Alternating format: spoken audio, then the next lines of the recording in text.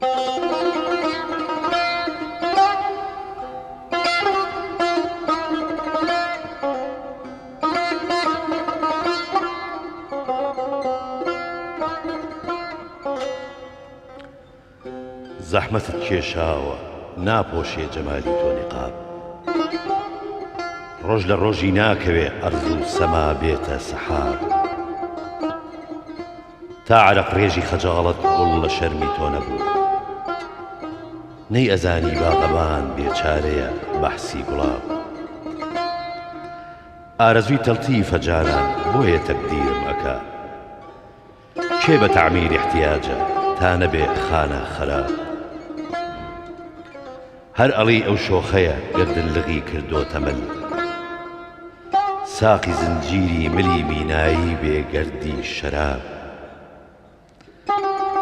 مجتەهید ئەو شەرحی زۆڵفەی دی لە سەفحەی ڕوومەتە جاوتی هەر عاشقی ئەم دینەیە ئەهلی کتاب گەر لە خۆت و عاشقانت ئارەزووتە تێبگەی ئەی سەنەم وەک مدعی ئەفعالی خۆت بێنە حساب ئاگرم گرت ساقیە ئەم شەرعە هەرگیز ناکرێ من بڵێم بێنە شراب و تۆ بڵێ بێنە کەباب تا بەری پێ چاوی سەرحەقیە ببینێ داخی دڵ تا سەرا پەردەی فەلەک جەولانەکە هەر وەک شەهاب جێم نییە بمرم تیا ڕاهب عیلاجی من چییە جێگەی شێخە ئیتر نابێ بە ماڵی کەستوراب بۆ وەسڵ دەستە و دوعا بۆم پێکەنی دولبەر وتی وەختی خۆت زایع مەکە نابێ دوعاکەت مستەجاب ئەم فیراقە دۆزەخە بۆ عاشقی داناخوا حەمدی چونکە ناخرێتە کوورەوە دڕ و خوشاب خۆشەویستانم سڵاوتان لەبێ خۆشحاڵین کە جارێکی تر بە خزمەتەوەی ئازیز ئەگەینەوە بەڵام قسە و باسی ئەم جارەمان لەسەر ئەحمەد بەگی ساحێب قڕانە بێت واتە حەمدی هەمومان نەزانین وێنە یاخود وێنەی شعری لە دیوانەکەی حەمدیە زۆر بەناوبانگە و زۆر جوان و زۆر بەرچاوار کەس شعرێک لە شعرەکانی حەمدی دەخوێنێتەوە ئەگەر وێنەی نەکا لە زیهن و فکری خۆیدا ئەوە ناتوانێت لێ تێبگات بۆیە ئەم جارە بە یارمەتی و بە میوانداری دکتۆر فەرهاد قادر کە تێزی دکتۆرای بەڕێزیان لەسەر بنیادی وێنەی شعریە لە شعری حەمدیدا باسەکەمان بەردەوامەکەین لەگەڵ دیوانی حەمدیە بین بە هاوکاری عزیزانم کاک حەمید بانەیی کاک خەلیل عەبدوڵڵا و دکتۆر فەرهاد قادر دکتۆر گیان بەخێر بێت خۆشحاڵین کە لێرەیت دکتۆر ئەکرێ بڵین وێنەی شعری لە لای حەمدی جیاوازە یاخود تاکە بەراورد بە شاعرانی دەوروبەری خۆی لە ڕاستیە خۆی وێنەی شعری زۆر جار کە قسە لەسەر پێناسەی شعر ئەکرێ بەگشتی هەرچی لەسەر شعر ئەوترێ ئەتوانی چڕی بکەیتەوە لە وێنەی شعریش بۆ خۆی هەمان خەسڵەتی تێدایە بۆ پێی زمان دەوری هەیە بیرە ئەندێشەیە هەموو ئەمانە بنەمای شعرن لە وێنەشە ڕەنگە دەنەوە لای شاعرانی کلاسیک بەگشتی و حەمدیش کۆمەڵێک با بڵێن بنەما هەیە بۆ بنیاتنانی وێنە هەموو شاعرێک پەیڕەوی ئەو بنەمایانە ئەکا بەڵام لە پاڵ ئەوە شاعری بەتوانە ئەتوانێ داهێنانی خۆی بکات سیمای تایبەتی و خۆیەتی بداتە هەندێک وێنە جای کاتەوە لە شاعرانی تر خۆشبەختانە ئەمێکێکە لە خەسەتەکانی شعری حەمدی و توانای شاعر ئەوەی دەرخستووە کە خاوەنی وێنی تایبەتی خۆیەتی و هەندێک جار لە وێنەکانی ئەوەندە بربڵاو بوونە شاعرانی دوای خۆی و هاوسەردەمی خۆی لاساییان کردوێتەوە یان جوانی هەندێک وێنەی وای کردووە شاعرێکی وەکو خادیم یا قانع بێت ئەو شعرانە تێ هەڵکێشی شعری تر خۆی بکات. بەڕێز دکتۆر من شتێک لە سیمای لە شعرەکانی حەمدیە ئەبینم گەلێک شاعیرمان هەیە ئەوە وەکو ئەگەر توێژینەوەیەکی ڕەخنەیی بێ خۆی یەکێک لە قوتابخانە ڕەخنەیەکانەڵێ ئەبێ هەڵسوکەوتی ئەو کەسەی کە کارێکی هونەری یا ئەدەبیە هەر بوارێک بێ ئیکات لە بابەتەکەی بچێت هەندێکتر ئەڵێ گرنگ نییە گرنگ ئەوەیە من ئەو بەرهەمەم لە بەردەسا بێ پەیوەندیم بۆەوە نییە خاوەنەکەی چێ و چۆن بیرەکاتەوە و چۆن هەڵسوکەوتەکە بەڵام ئەوەی سەیرە بەلامەوە حەمدی کە شعرەکانی خوێنیتەوە هەڵسوکەوت و بیرکردنەوە و هەڵوێستەکانی و هەموو شتێکی ڕێک وەکو شعرەکانی وا بووە یعنی کە ئەیبینیت کەسێکی زۆر ئازا بووە زۆر جەری بووە زۆر چاونە ترس بووە مثلەن کە ڕخنەی بەرامبەر کەسێ هەبووە لە شعرا یا قسەی ویستۆ بیکا بەرامبەر کەسێک ناوی هێناوە ئەم شتانە نازام ڕای بەڕێزت چیە لەسەر ئەم شێوە و ئەم چەمکی شعرەکانی حەمدی لەگەڵ خودی خۆیان تێبینێکی زۆر جوانە و خوێنەری ورد درکبەوە ئەکا بەڕاستی حەمدی یەکێک بووە لەوانەی کە ڕخنەی لە هەرەمی دەسەڵاتیش گرتووە بەشێکی پەیوەندی بە خۆشەویستیەوە هەبووە دەسەڵات ڕەنگە شێخ مەحموودی نەمر کە ئەو کات حکومڕان بووە کەسێک لە هەرە کەسە زۆر نزیکەکانی حەمدی بووە بەڵام کەسێک نەبووە بێدەنگ بێ لەسەر هەڵە و کەم و کورتیەکان بیستە نیان خان بەسەر چاوکات حەمید من کتێبەکەی تۆ وەرەگرم بە یارمەتی تۆ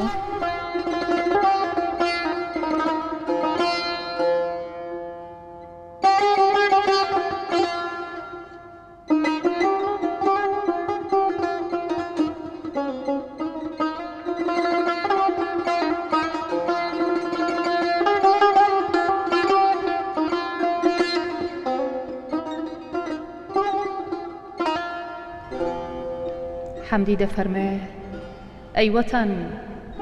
ئەی وەتەن کوانێ نەسیمی سوبحی عنبەر بارەکەت کوا گوڵی خەندان و کوانێ عەندەلی بیزارەکەت قمری سەرشین کە تەوقەیەکی لە ملدایە ئەڵێ کوانێ پەنجەی سەرووی نازت بۆ لەبی گوێی بارەکەت کوا وەک ڕۆحانیان فیرقەی منەوەرتینەتان بێنە سەیری مەزرعی ئومێدی ئەهلی شارەکەت وەک لە مەحشەردا کە عالەم گوم بکە نامەی عەمەل کوا لە مەیدانە گەڕانی کاسب و تیجارەکەت کوا ڕێگی ڕۆحی عمومی بۆ خطوتی تەلەگراف بۆیە ناگاتە دراوسێ بتکوژن هاوارەکەت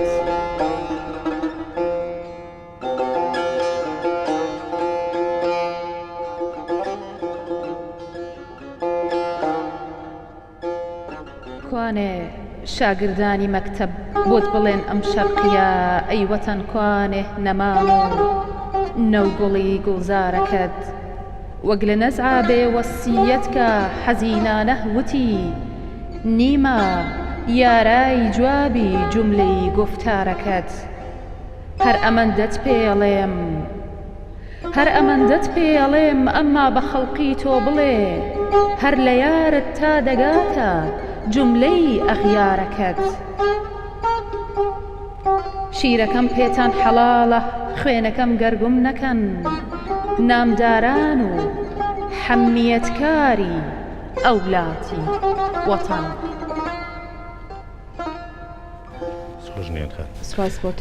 بێگومان ئەم شعرە بەشێکە لە تەرجیع بەندەکانی کە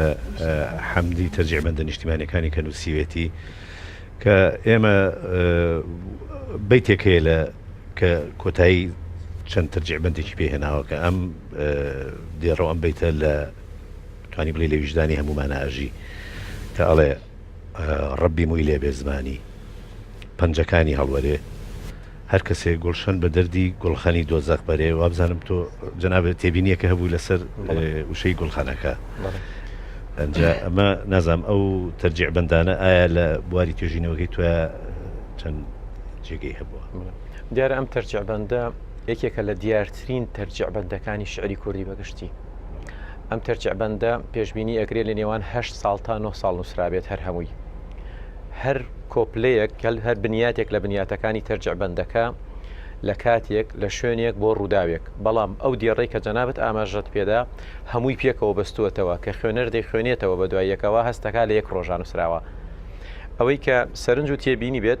لە دیوانەکانی پێشووترا لە لێکۆڵینەوەی هەندێک لە نووسراین ترشە ڕەبی مووی لێ بێ زمانی پەنجەکانی هەڵوەرێ هەر کەسێ گوڵشەن بە دەردی نووسیویانە گوڵخەن بەرێ بەڵام لە ڕاستیە کوڵخەنە چونکە کوڵخەن بە مانای دووکەڵکێش دێت ئەویش لەوێ باسی سووتان و ینی سووتماکی وەتەن ئەبا هەر کەسێک ئێ وڵات سووتماک و وێران بکات بە دەردی کوڵخەنی ببات بە دەردی دووکەڵکێشی ببات ئەم گوڵشەنە ئەم گوڵستانە ئەم باخچێ و ئەم گوڵشەنە بسووتێنێ بڵێ مو لە زمانی بێت کە لەوێ لاڵ بوون و ئینەگەیێنێ با بڵێن زمانی ببڕێە وشەی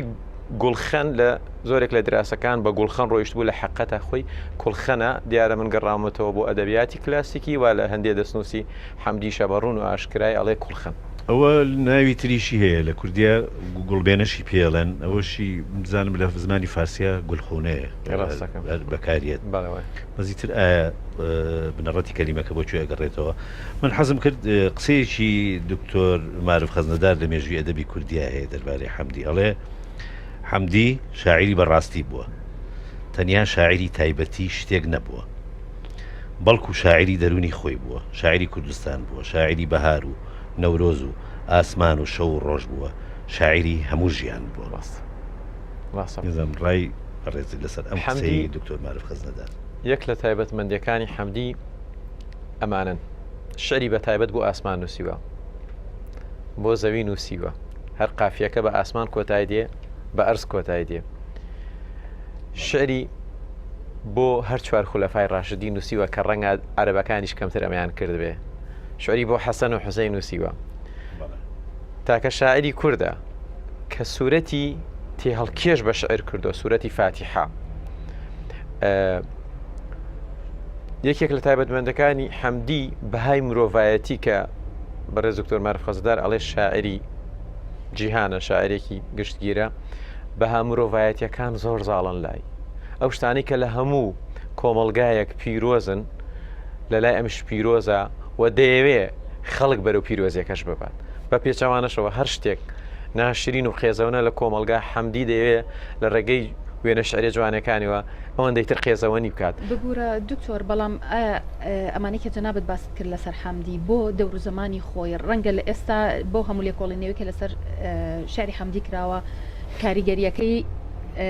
کەم نەبێ بەڵام بۆ دەور و زمانی خۆی ئەو ویستەی حەمدی هەیە بووە ئەو دەسەڵاتی حەمدی هەیە بووە ئەو ئەدەبیاتەی حەمدی یاخو شعر لای حەمدی و کاتە و کاریگەری داناوە هەم لە ڕووی نیشتیمانیەوە لە ڕووی کۆمەڵاتیەوە بڵێ حەمدی کاریگەری خۆی هەبووە و ئاماژەم پێدا حەمدی هەر لە سەردەمی خۆیە بە چەند ساڵێک دوایەوە کۆمەڵی لەو شعرانەی لەلایەن شاعرانی وەکو خادیم و خانی ئەوانە ئەکرێتە تێهەڵکێش ینی ناوەڕۆکی ئەو دەقانە زۆر بیتی هەیە تێهەڵکێش کراوە لەگەڵ شعری شاعرانی ترە تەنانەت شاعرە نوێەکان یعنی بۆ نمونە هەم هێمنی موکریانێکی کە لەو شاعرانی کە زۆر سەرسامی حەمدی بووە من بۆ خۆم چەندین دیێڕێکی حەمدی هەیە کە بە دیوێک و بە زمانێکی ترەوە لە لای هێمنی موکریانی و لای شاعرانی تر بەدی ئەەکەی بەڵام دکتۆر من بەسم بە شێوە گشتیەکەی بووە و هەستە نیشتیمانیە بە خەڵک گەیشتووە بەڵێ هەندێک لە شعرەکە ئەمەی ئاماژەی جەنابەت بوو شتێکی جوان و ڕەنگە تازە بێت بۆ ئێمە بۆ بینەر بەڵام ئەوە لای شاعران بووە لای ئەدیبان بووە کاریگەری حەمدی لای ئەوان بەڵام بە شێوە گشتیەکەی هەستە نەتەواتی حەمدی بۆ خەڵک گوێزراوەتەوە کات بۆ شاری سلێمانی لە دەور و زمانی دەسەڵاتی شێخ مەحموودە دەمەوێت پێشەوە وەڵامی و پرسیارە بمەوە قسە لەسەر گەورەی دیوانەکەی حەمدی بکەم زۆر باشە حەمدی لە ساڵی 1935 ێک لەو ئاواتانی ئەوەیە کە دیوانەکەی چاپ بکرێت پێشەوەی کۆچی دوای بکە لە ساڵی 1935 مامۆستای خوالێ خۆش بۆ حوسێنی حوسنی موکریانی دەیەوێت دیوانەکە چاپ بکات دوای ئەوەی کە با بڵێن لایەن ئەمنیەکان لایەنە ئەمنیەکانی ئەو ڕۆژگارە ئاگدار ئەکرێنەوە دەبێت ڕزامەندی وەربگیرێ بۆ هەر چاپکردنی هەر کتێبێک دیوانەکە دەنێردن بۆ ئەوەی کە بە سانسۆری ئەم ناتێ بپەڕێت هەستەکەن دیوانەکەی لایەنێکی شۆڕژگێڕی وشیاری نەتەوەی و وشیاری کۆمەلگای تایە هەموو ئەمانە بەشێکن لە وەڵامی پرسیارەکە ئەڕاتە لای متەسەرفی ئەو سەردەمی سلێمانی راپۆرتەکە ئەنووسرێت و چێتە بەردەسی ئەڵێ نابێ ئەم دیوانە چاپ بکرێت حوسێنی حوسنی موکریانی ئاگدارەکرێت و نابێ ئەم دیوانە چاپ بکرێت چونکە ئەمە مەترسی هەیە بۆ سەر ئەمنی قەومی ئەو ڕۆژە ئێرە دیوانەکە چاپ ناکرێت لەو ڕۆژگارە لە ساڵی 1935 وەزیری ناوخۆ ئەگۆڕێ بە وەزیرێکی تر کۆمەڵێک دۆسێ لە وەزیری کۆن ئەدرێتە دەستی وەزیری تازەوە کە ئاگای لیان بێ یەکێک لەوانە چاپنەکردنی کۆمەڵی کتێبە یەکێک لە کتێبەکان دیوانی حەمدیە بۆیە بە نووسراوێک کە بەڕێز دکتۆر کەمال مەزەر لە کتێبی چند لاپەڕێک لە مێژوێ دەبی کوردیا بڵاوی کردوێتەوە وەزارەتی ناوخۆی ئەو ڕۆژگاری عێراق نووسراوەکە بۆ متەسەرفی سلێمانی و هەولێریش ئەڵێ ئەم دیوانە ناوێت چا بکرێ بە هیچ شەوێک ئەوە بێت دیوانەکە ئاواتی شاعر نایەتە دی لە دوای 21 ساڵ لە کۆچی حەمدی دیوانەکە چاپەکرێت کاکە 1950 دکتۆر لە ڕوویەکی ترەوە لەسەر پرسەنەتەوەیەکان لای حەمدی قسە بکەین من ویستم ئەوە بزانم ئایا لە شعری حەمدیە یەک پرس زاڵە بەسەر پرسەکانی ترا بۆ نمونە عارفی نەتەوەی یان بۆ نووسینی بۆ دلبەر یەک ڕێچکە زاڵە بەسەر ڕێچکەکانی ترایە خۆت حەقی بە هەموو جانبەکان داوە. کە ئەڵێن حەمدی شاعری بتوانین بڵین شاعری جیهانە لە ڕووی بابەتەوەیە. شعری ئاینی هەیە، شعری خۆشەویستی هەیە، شعری نیشتیمانی هەیە، ینی حەمدی حەقی هەمووی داوە، حەقی ئەرز و ئاسمانی داوە، حەقی هەموو شتەکانی داوە. بۆیە حەمدی شاعری هەموو بابەتەکانە، نەک هەر بابەت بەڵکو قاڵبە شعریەکانیش. حەمدی خاوەنی فەردە، زۆرترین چواری نووسیوە لەو شاعرانی سەردەمی خۆیە. حەمدی خاوەنی تەرجیعبەندە، خاوەنی تەرکیببەندە، خاوەنی چوار خشتەکیە، خاوەنی غەزەلە، خاوەنی قەسیدەیە. هەموو ئەمانە وای کردووە کە بڵین لە هەموو بابەتێکی وتووە و باڵا دەستیش بۆ لە هەموو بابەتەکانی. بەڵێ لە چوار خشتەکیەکانی ئێمە چوار خشتەکیەکەیە کە لە لای هەمومان ئەرژی بەردەوام. حەمدی لەگەڵ ئەوەی کە کەسێکی دیندار و متەدەینیش بووە، کەسێک بووە لە ناخێەوە کەسێک بوو بە شێوێکی مۆدرنیش بیری کردێتەوە کە کاریگەری شۆڕشەکانی وڵاتانی دنیا و ئەمانە لەسەر ژیانی حەمدی هەبوو. تەنانەت ئەو شعرەی ئەو چوارینەی کە ئاڵێ سوبح پێ ناکەنێ تا بێنەوایەک شەو بەدڵ نەگری، گوڵێ ناپشتێ تا بولبولی سوبحێ بە کوڵ نەگری، بەری نابێ درەختی باغی عالم تا هەموو وەک یەک بە یەک سۆز و بە یەک شۆر و بە یەک دەم چڵ بە چڵ نەگری. دەستخۆشکاک حەمیدجان ڕەنگە دوتۆر قسەی لەسەر بێ ئاماژەی بەوەدا کە دکتۆر فەرهاد فەرمووی ئەوە شارێکی جیهانیە، حەزەکەی هەرمەی بڕە شارێکیشمان پێشکەش کە دواتر قسەی لەسەرەکەین.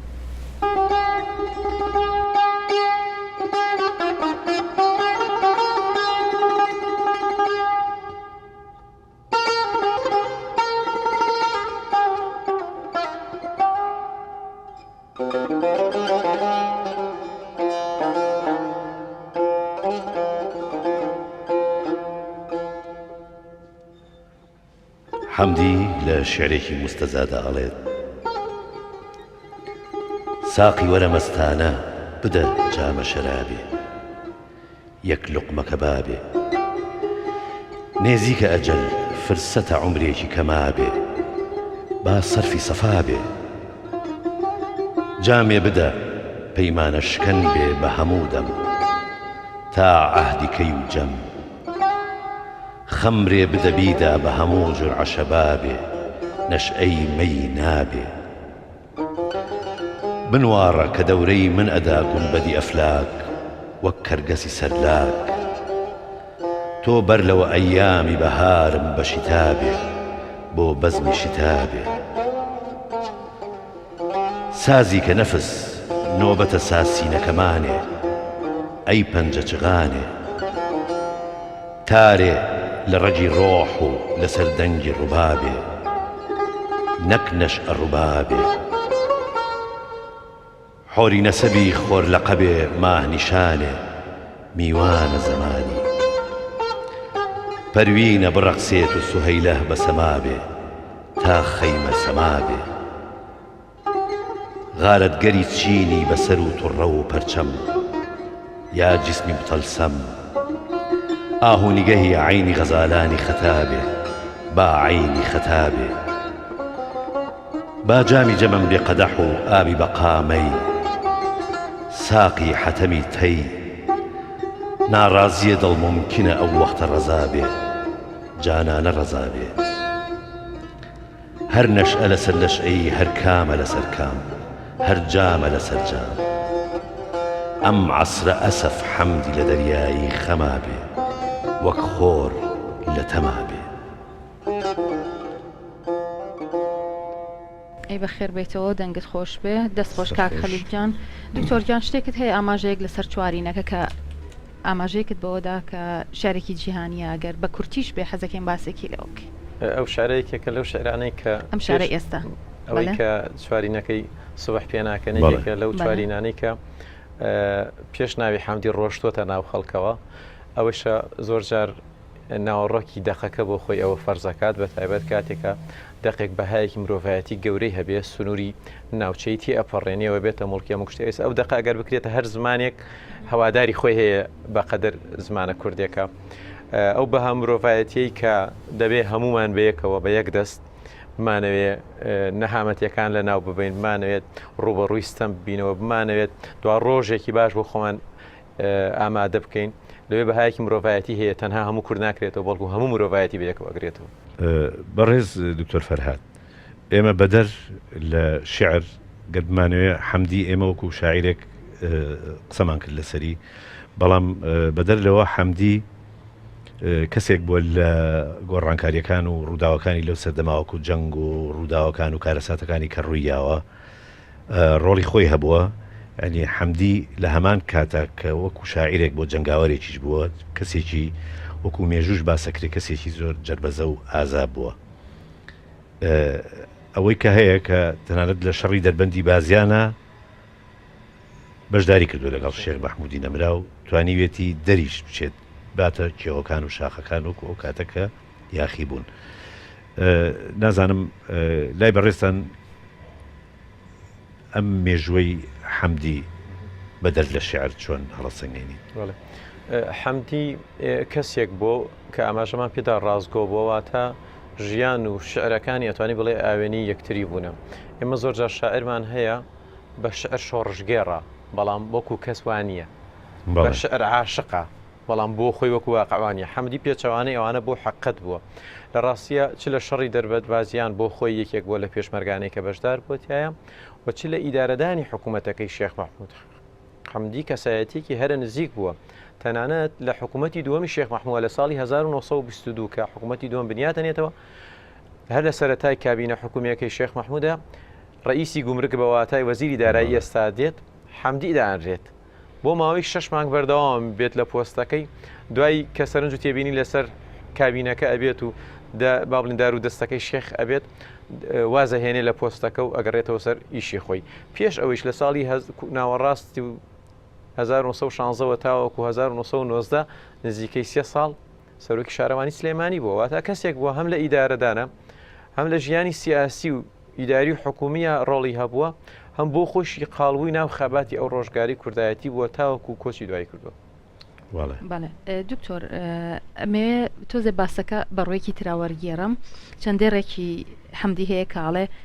گەرچی نالی و کوردی و سالم لە دەورەی مازیە ساحێبی دیوانی عالی بوون لە شعری کوردیە. گۆی سیبقەت هەر لە ناوە ما بوو مەحوی پێگەیشت، خستیەوە مەیدان بەجێی هێشتین لە عەسری سانیە.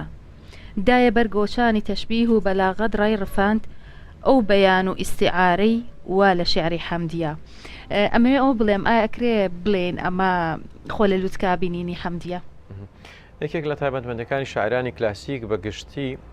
شانازیکردن بۆ بخۆ و ئەمە خەسڵەتێک بووە کە دەبێ بیکەن لە شعرا، ینی داوایەک بووە کلاسیک لەوانی ویستووە. ئەگە دیقەت من هەموو شعرێکی کلاسیک چ غەزەل چ قەسیدە دوا دێر ئەبێ نازناوی خۆیان بێت. ئەمە وەکو مۆرکێک چ بۆ پاراستنی دەقەکە چ بۆ شانازیکردن بەخۆ. حەمدی نەک لێرە لە چوارینی تر و لە دێڕی تر و غەزەلی تریشە زۆر شانازی بەخۆی ئەکە. لەو ڕۆ کە بۆ نمونە باسی شاعیرەکانەکە حەقی تەواو ئەدا بەنالی کە ڕابەرە، دوای ئەوە دێتە سەر کوردی دێتە سەر مەحوی، اینجا ئەڵێ ئەمانە بنیاتیان ناوە، بەڵام ئێستا من با بڵین پاشماوەی ئەو کللتورم و ئێستا من خاوەنیم لە بیتێکی ترە لە غەزەلێکی ترە قسە لەسەرەوەکە ئەڵێ دوای نالی و مەحوی و کوردی عشری مایەواتە دەلەسەتی مایەوە بەر من کەوتواتە دوای من ئیتر هیچ شاعرێک نایەت ناوی شاعر بێت. ئەمە ئەو پەڕی شانازیکردنە بەخۆی. با تێ نەپەڕین ئایا نەهاتووە دوای حەمدی ئەوەی هاتووە چونکە شعر ناوەستێ ژیان وەک چۆن ژیان بەردەوامە شعریش بەردەوام بێ، بەڵام وەکو ئەوترێت ئەمە تایبەتمەندیەکی شانازی وە کوردیش ئەڵێ کەس بە دۆی خۆی ناڵێت ترش حەمدی بۆ جۆرە. بەڵام ئەوە لە ئوسوڵی شعری کلاسیکە هەبووە، هەندێک جار ئەکەوێتە گلەیی و گازندە لە خۆشی بە پێچەوانەوە، هەندێک جار خۆی زۆر بچووک ئەکاتەوە شاعیرێک،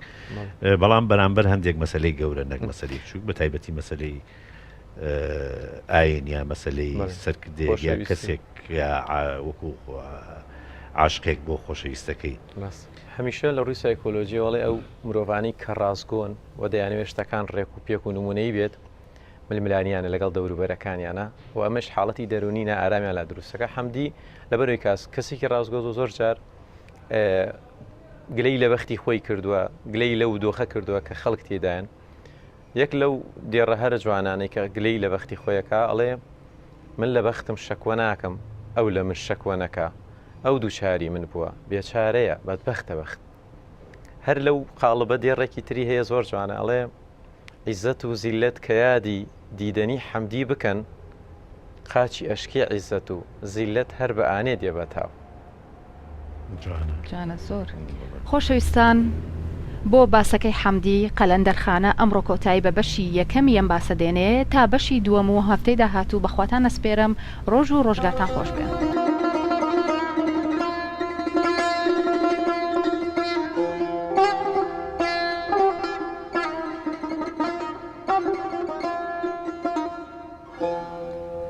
حەمدی بۆ ئەختەر ناوێک دەفەرمێ بەرگی تاقەی شینی ئەم شەو کردەوە بەراسەمان ناشێ بۆ زینەت بکە تەقلیدی ئەختەر ئاسمان مەشقی ئەبرۆ و ڕوومەت و پرشنگی چاوی ئەوەکە بەم گەلاوێژ و هیلالە بەدری ئەنوەر ئاسمان شەقبەرێ شێواوی شێوەی ئەو کڵاوە هلارەیە با بدا سەر شیر و خورشیدیش لە ئەفسەر ئاسمان نەک بمگرێنێ و ببارێنێ لەبەر کابەرگیشین قەت بە تۆ نابێ سکی بدڕێ بە خەنجەر ئاسمان تۆ کە دەرکەوتی وەکو ڕۆشون نەبن نەستێرەکان تەممەکە ئەوسا ئەچێتە شکڵی سێبەر ئاسمان ئافرین ئەی ئەرز هەڵت هێنا حەقیقەت دەختەری مثلی دەرناخا لە دەهرە گەر بخا بەر ئاسمان شەوقی پشکۆی ڕوومەتی تەئسیری کردە عودی زوڵف بۆ یەکون کون بوو میسالی تاسی مەجمەر ئاسمان نەشئەی جامی شەراب و لەنجەیەکی تۆی نییە خۆر بەدایم خول بدە هەڵڕێژێ کەوسەر ئاسمان شەوقی ئەختەر هەروەکو ڕێگا بە حەمدی گومەکە جلوەیەکی لا باڵبەت لە محوەر ئاسمان